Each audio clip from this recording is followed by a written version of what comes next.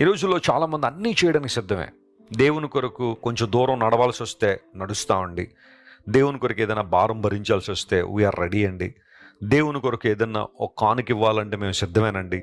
దేవుని కొరకు ఏదన్నా ఒక సహాయం చేయాలంటే మేము ముందుకొస్తామండని అన్ని విధానాల్లో ముందుకొస్తున్నారు. కానీ నీ సమస్త ప్రవర్తన యందు దేవుని అధికారానికి ఒప్పుకో అంటే అది కొంచెం కష్టం అండి వెస్లీ గారు అన్నట్టుగా చాలామంది దూరం అయిపోతున్నారు.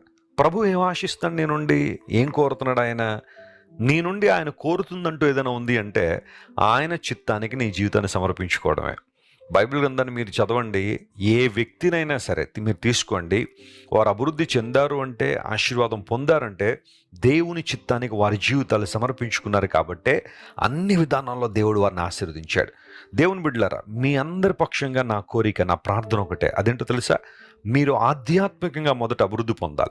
వాక్య ధ్యానంలోను, ప్రార్థనలోను, దేవునితో సహవాసం చేయడంలోను, దేవుని స్వరాన్ని వినడంలోను, పరిశుద్ధాత్మ సంరక్షణలో మీరందరూ బహుగా ఎదగాలి, ఫలించాలి. ఆ తర్వాత అన్ని విషయములలో అనగా శారీరకంగా, భౌతికంగా, సామాజికంగా, ఆర్థికంగా, కుటుంబపరంగా దేవుడు మిమ్మల్ని దీవించాలని మనస్ఫూర్తిగా నేను ఆశిస్తున్నాను. ఈ వాగ్దానాన్ని ఈరోజు క్లెయిమ్ చేసుకుని ప్రభువును స్తుతించండి, ప్రభు వైపు చూడండి.